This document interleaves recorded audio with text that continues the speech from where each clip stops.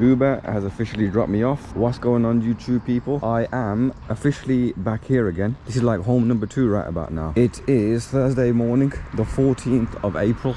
Back for Mod 2 training. Helmet in hand, biker jacket on, but I've got a little something new to show you. Hold on, let me get in here. I'm doing the infamous walk down this path, but let me show you something. Oh, look at these.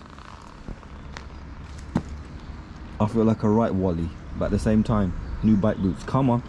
It's 9:30. Mod 2 training officially starts the minute I get around that corner. So cue the dramatic music in 3, 2, 1.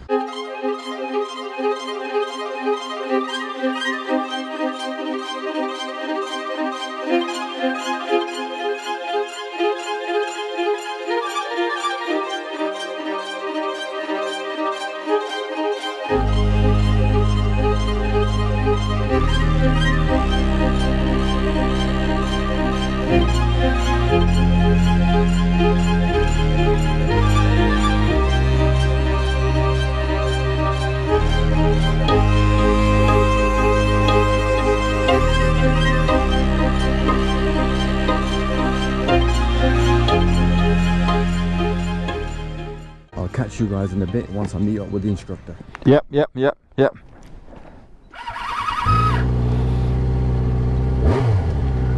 Oh, and I'm back in the game. Jeez. So, bring on the Mod 2. I've got a balaclava on, and we've got the walkie-talkies up again. He's talking in my ear, yes.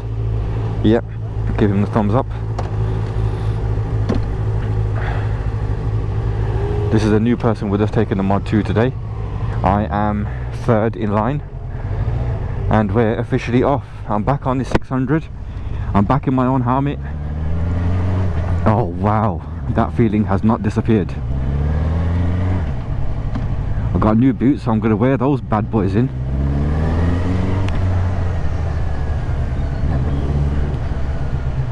He just said we're going straight over. Right, having these new boots on is a bit mad, so I need to get used to them. We were just talking about boots, and what they said is you have to wear them in. Oh, and I've stalled the bike. So that's a good start to the day. I think that's because of the boots. Look at that, they're miles ahead, they've left me. I get to fuck about on the bike a bit. Here we go. Oh shit! That was a quick pull. Had to do it. So what we're doing, Mod 2 training. He's talking in my ear again. We're taking a left at the end of the road. That's a new girl on her Mod 2. The other guy, Ish, he's basically doing his Mod 2 with somebody else. So it's me and this lady this time. Oh shit, I'm not even indicating. No one coming, and take it.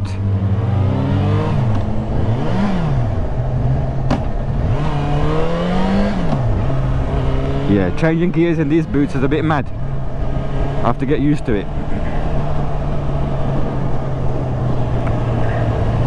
He just said we're taking a right. I've got a balaclava on, I've got a hoodie on.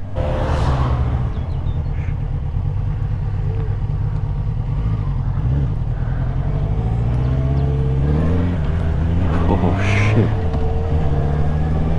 Yeah, I need to get used to these boots real quick. This is a bit mad. I thought I might need some time to get used to this 600 again, but I just feel right at home on it. This is mad. He just said we're taking a left turn at the end. Again, I'm glad comms are only one way.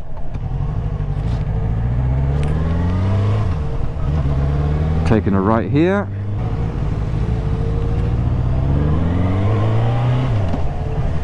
What we're going to do today, I don't actually know, but once he fills us in, then I can update you. It's obviously not going to be maneuvers this time around. It's going to be more so riding on the road, safety, awareness, speed checks. I'm presuming so anyway.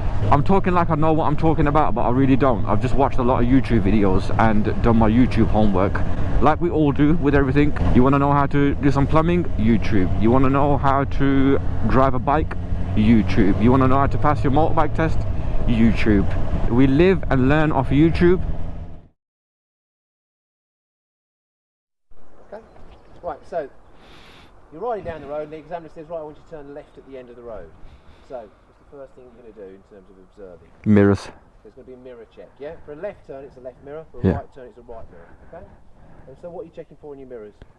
You're looking for how close the vehicle is behind. Okay. The vehicle behind, how close they are, yeah? Right. Because you're about to tell them that you're going to do something, yeah? So if they're very close, you're going to need to tell them earlier. Okay. So check the mirrors, how close is the vehicle behind, then you're going to signal, yeah?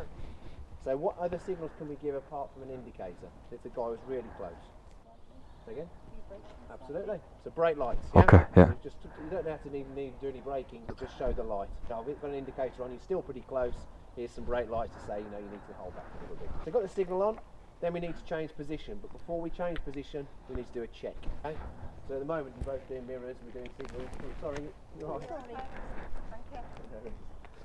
So we've done mirrors, we've done signals, and then we need to do a shoulder check. Yeah, both doing mirrors and signals, but I'm not really seeing shoulder checks for the changes of position. Yeah, just before you change position, just check that shoulder, then you're going to move the bike over.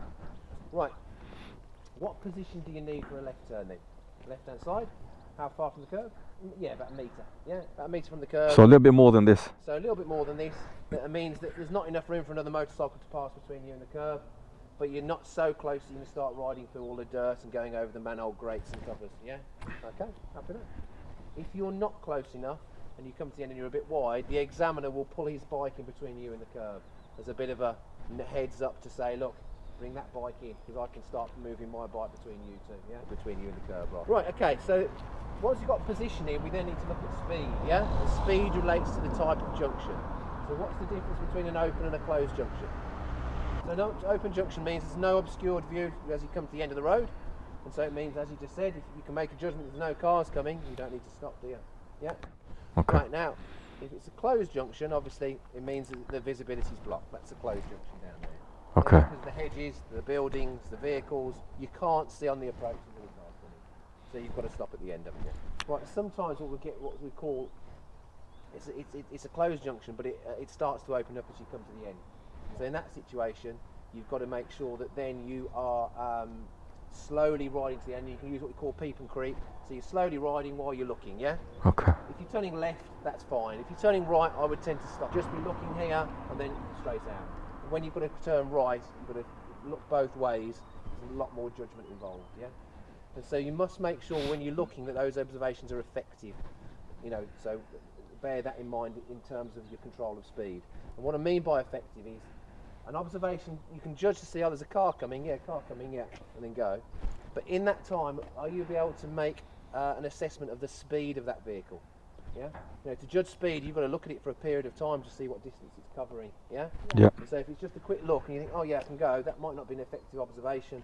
And if you go and the examiner watches the car and he sees him put the brakes on, you've had this. Failed your test, yeah? Oh, right. You've got to make sure you think, right, there's enough time for me to go there, yeah, I'm going to go. Okay. Okay? Yeah. And that's the most common reason for motorcycle accidents, yeah? Whereas cars get the blame, but the motorcyclist is probably travelling a bit quicker than is expected. People come to the end of the road, they don't look at speed, they just go, oh, that bike's way off there, they go, but that bike's not doing the expected 35 miles an hour, it's doing 55, yeah? And so the car comes out and then all of a sudden the motorbike's there. Okay. So the car gets the blame, but the motorcyclist does have some responsibility because he's not travelling at the expected speed, you know what I mean? Yeah. So it's worthwhile considering that in your own riding, you know. Right, okay. So we talked about looking. Last thing we just need to talk about is just lifesavers, yeah?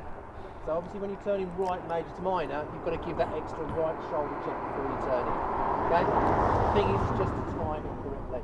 So if there are no oncoming cars as you're coming to turn in, you would do your lifesaver at the point that the curbstones start to turn into the road.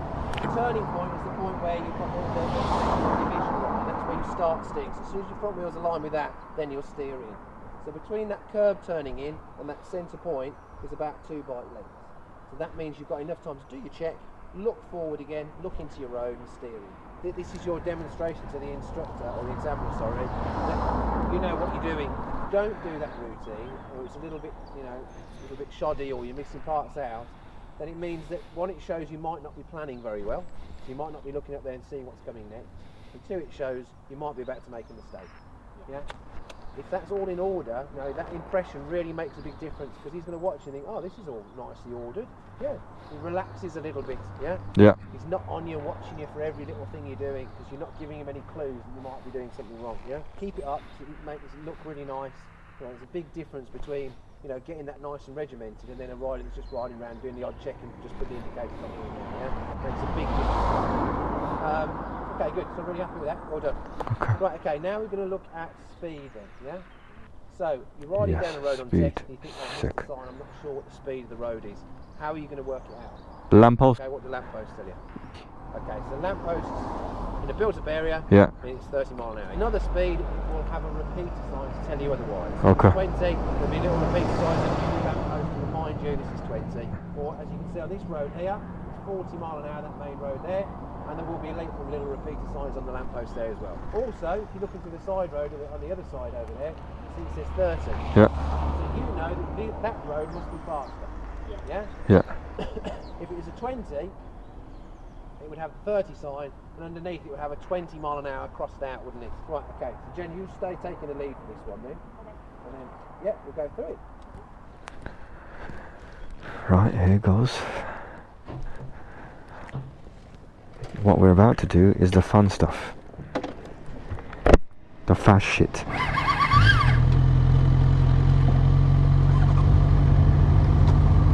Mirror, signal. Mirror, signal maneuver. Mirror, signal maneuver. Oh, no, left. I'm turning left at the end, he said.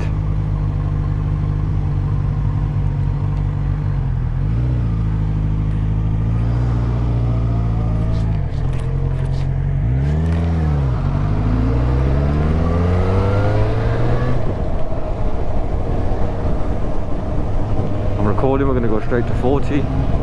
Oh, that never gets old.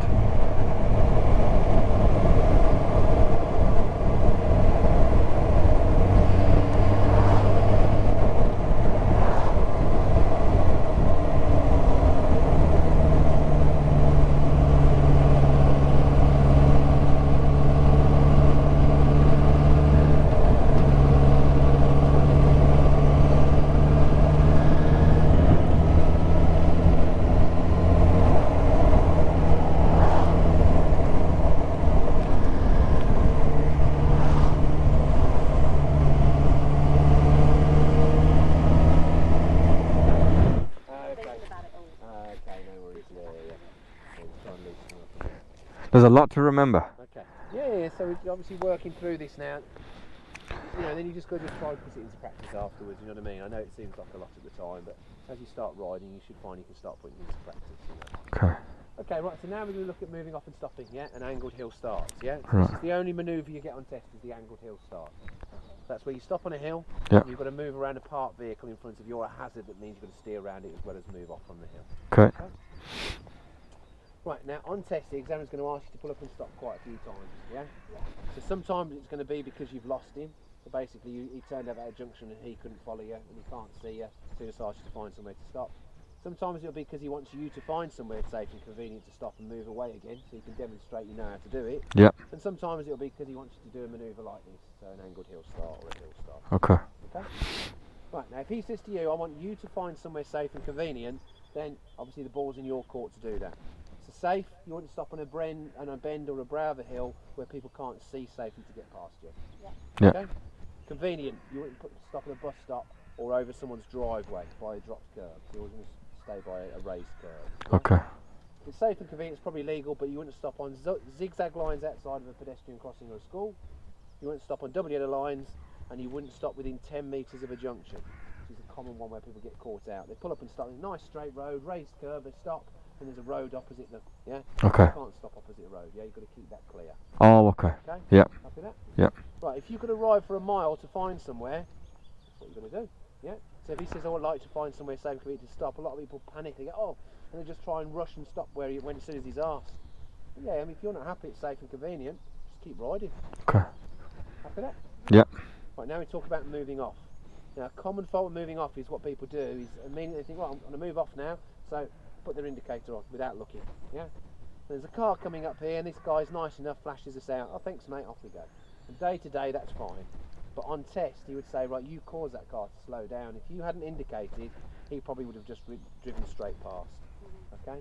So you must make sure you look first, and then if you think, yeah, I'm happy it's safe, indicate, and then check again. And then when you check again, you might think, oh, there's a car coming now. Just switch your indicator off and wait.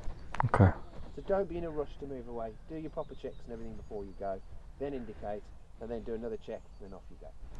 Happy with that? Yep. Okay. Right, angled heel start then. So this is where he'll tell you where he wants you to stop. So he'll say, right, I want you to pull up and stop on the left, about a car's length before that BMW up there. Okay. And you might think, well, hold on a minute, that's over someone's driveway, yeah? But if he's taking the responsibility and directing you to stop there, he's taking that responsibility for himself. Yeah. And he knows you're only going to be there for a moment while he gets you to move on again. Yeah? So don't think, oh, he's trying to catch me out. Yeah, he's just saying, look, I can only get you to stop here. I can't do it anywhere else. This is the spot I've found for you. Okay. So, you know, don't worry about that if it's by a dropped curb or something. Yep. Now, obviously, with this one, you need to use that rear brake before you move off. So that's going to be your handbrake. You'll bring that throttle up, get that clutch to the bite. Obviously, do your checks, indicate, then release the brake, and then make sure you're holding it with the clutch. And before you move off, make sure you're looking where you're going. Don't do other checks while you're trying to move off. That's where people lose balance and control, yeah? Okay. So do all of your checks, indicate, check again, and then when you're moving the bike, make sure you're looking where the bike's going. Happy with that? Yeah. Right, okay, so Jen, we'll get you to go up there. So we're going to do two. One round this BMW here, and I'll get you to pull up and stop on the left again, and you'll actually be on a disabled bay up there, but it'll be about a car's length before that BMW on the hill. Okay. So we've got two BMWs to go around. Right.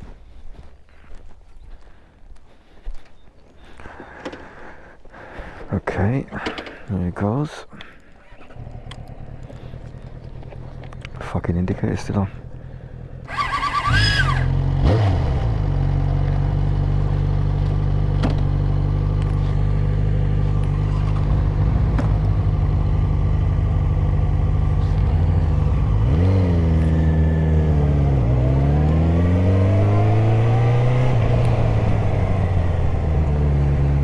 We're gonna do an angled hill start. Let's go.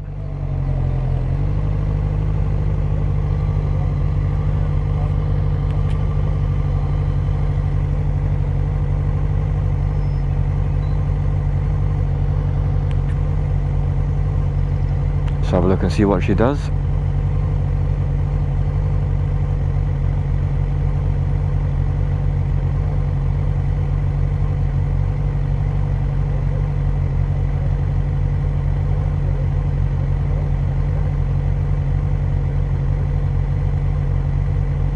Oh, okay, we're going to do it twice. Once in front of the 6 Series and then one in front of the 5 Series. Okay then. Well done. Right, okay. The thing is with that is don't rush it. You know, a lot of people, what happens is, because the stopping start, it takes you out of your rhythm, you get into a rhythm while you're riding. And so people rush to find somewhere to stop, because the examiner says, oh, find somewhere to stop. So they immediately think, oh, stop there, without thinking about it. Okay. And then again, they're in a rush then to move away again, yeah? Yeah. So just take your time with it, make sure you're happy first of all that it's a safe place to stop if he's asked you to find somewhere. And then once you are happy, before you move away again, make sure you're giving it plenty of time to have a good look round, you know. Don't just go mirror, signal, and then try and go, and then find there's a car coming, yeah? Right. And when you're moving off around a parked car, consider oncoming cars as well, because, you know, you're going to find that as you come out, you might get a little bit closer to those oncoming vehicles. It's probably worthwhile waiting until they've cleared the space as well. So do a full check round, Full check. then a back, or lifesaver. There you go. You check your mirrors and you road ahead first, won't you? Okay. You're not going to do that full check if you think, oh, there's a van coming. So I've seen him in the mirror, so just wait till he's past. Right, now he's gone. Right, I look at the road mirror again. Yeah, it doesn't look like there's anybody about, so I do a full check. Now I indicate, and then just before I go, check again, and then go. Right, okay. Right, okay, so now we're going to talk about common reasons people fail tests, yeah? The first one is responding to traffic lights. So as you saw up there, I said, oh look, watch that guy, he's pressed the button, yeah? So what happens is people don't plan for the lights, they just react to lights. They're riding down the road, and the lights change, and then they just think, oh, lights have changed, oh right, okay, so can I stop or shall I keep going? Yeah, and if you're making that decision once the lights have changed, then you're going to find that probably you're going to end up going through when you could have stopped. And if the examiner, obviously, if he sees that, he's going to fail you. Okay. Day to day, that's fine, because everybody drives or rides like that. You know, everybody just kind of reacts to the lights, and if you go through when you could have stopped, you're still probably going to be all right. Yeah. So you guys have obviously got to make sure you're planning for it though. So obviously, pedestrian crossing, you know it's going to change, as we just said, because someone's going to be waiting there. Yeah. How are you going to plan for a traffic controlling light, so at a crossroads or something? How do you know if that's likely to change? If it's been green, It's been green for quite a while. get back on the motor.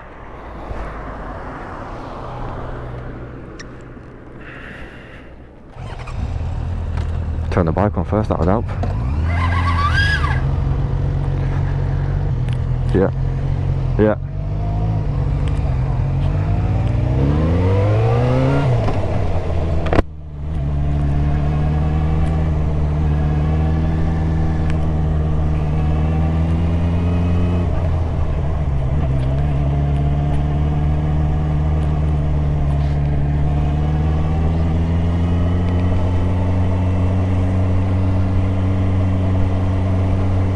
Oh yeah, I picked up the barber from here. Jeez.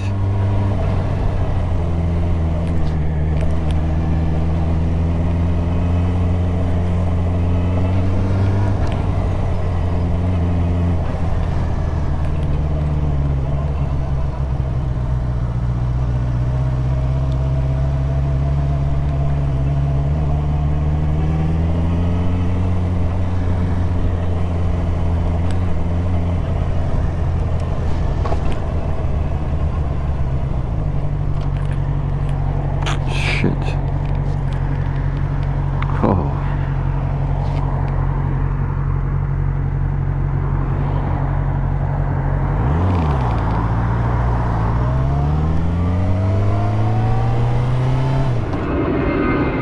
Right, we've parked up 3 bikes. He's gone for a coffee. Aeroplane's up. It's alright for some. I forgot the joys of this test centre being so close to the end. Okay, rear brake. Same thing as you're sat on the bike, Yeah. try and push it. You push it backwards, you get more of a feel. You push Backwards, it yeah. backwards, yeah. Okay, how do you check your front brake fluid level? Okay, so on these straight, you put the viewing glass this side. Okay, so put the handlebars straight, the bike upright, and the bubble should not appear to be lower than that mark there. You won't see it because it stops right up. Right, okay. Rear brake fluid level. That's normally on the engine. See, it's normally down here. It's behind this cover. Take this cover off and it's like my bike. It's a minimum maximum Okay. rear reservoir. Okay? Yeah. Okay, engine oil on these bikes is a dipstick. Just there. Okay. Okay, so we're going to undo it, wipe it, place it back in and measure it from where it's placed back in, not screwed back in. Okay. Okay? Right, how do you check the chain for the correct tension?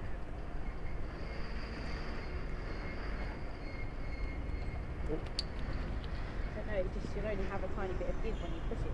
Okay, should be inch to an inch and a half of movement at the centre point on the sprockets, between the sprockets, yeah? Okay. So the sprocket at the back there, sprocket at the front here, the centre point's about there, where it's standing. Yeah. It should be an inch to an inch and a half of movement, yeah? From top to bottom, yeah? Okay. If you need to tighten it, what do you need to check for with the rear wheel?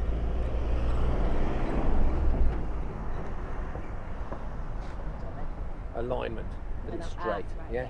Because you see, you could tighten it up from this side, and then what would happen is it would tighten the chain, but the wheel wouldn't be straight. Right. And so it would wear the sprockets and also the bike wouldn't run true, yeah? So Okay. you must make sure you do it equally both sides. Yeah. Okay? Right. That's that. So how would you check the headstock bearing, the steering bearings okay? Move the handlebars. Yeah. So lock to lock, it should be nice and smooth. Full lock. Yeah. You should put the brake on and push the bike, there shouldn't be any knocking or anything like that. Okay. Okay? Right, the rest of the questions are just show questions. So you might say, show me how you test the brake lights are working. Right. So you with just these push bikes, the you can front see brake. the rear light. It's really easy. So just turn the ignition on, just press the lever. Just turn the ignition on, press the lever, press the lever. Okay. Okay, but do make sure you check both levers. Yeah. Indicators, obviously one at a time, or with the hazard lights. Just check what, front and rear. Yeah. Same again, front and rear. the main riding lights won't come on until the engine's running, and they don't want you to start the bike without you sitting on it. So you just have to tell him that and say, start the engine, then walk around.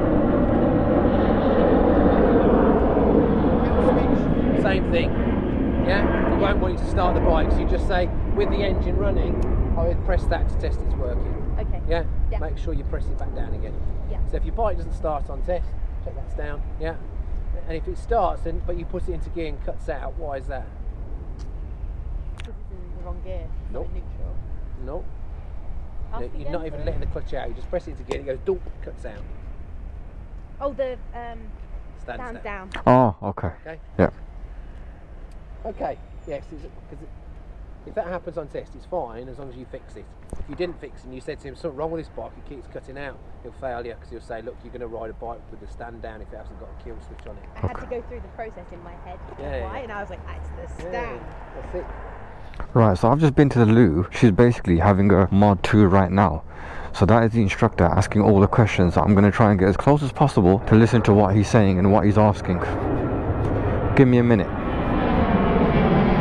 This is the real mod 2 happening right now, real life.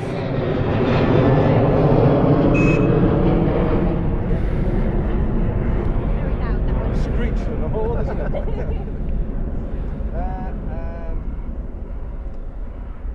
How should a passenger be carried on the pillion seat? With their feet on the heads holding a rail or down the window. That's it. Wait.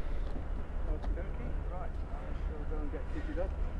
So if you want to start getting kitted up, sit on the machine. Don't, you can start it up, but don't move off until you get the first instruction. When we're out on the road, just continue ahead unless traffic signs direct you. Otherwise, when I want you to turn left or right, I'll tell you plenty.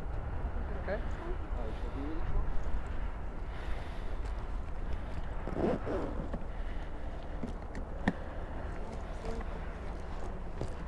Second. So I'm correct on the things, so I didn't pause up. We were correct on the questions, so I didn't pause them up. Oh, I see, sorry, yeah. No, you're all good, fine. So what was it, 3 questions in total? Yeah, you only get Oh. one show, one tail, one pillion. Okay. I liked the horn, I didn't realise it was quite like that. One of those kind of clown horns. It was. Or a cat screaming. Yeah.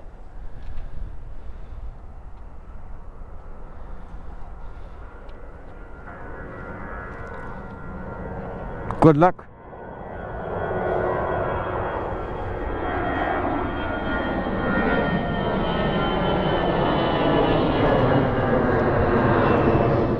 People, it's official. She's about to set her mod 2. Good luck to you, woman. Straight up. Shit just got real. And there we go. Right, he's gonna take me on. Yep. I'm doing box text with you, yeah? Okay, yep. I'm not doing what I did with where I tell you what's what. Right. Give you directions like he will do. Okay, yep. Right, I'm about to do a mock test. So, I'm gonna save the camera because my GoPro's about to die. Right, people, we're leaving the test center. The lady that just done her mod 2, unfortunately, she failed on one major.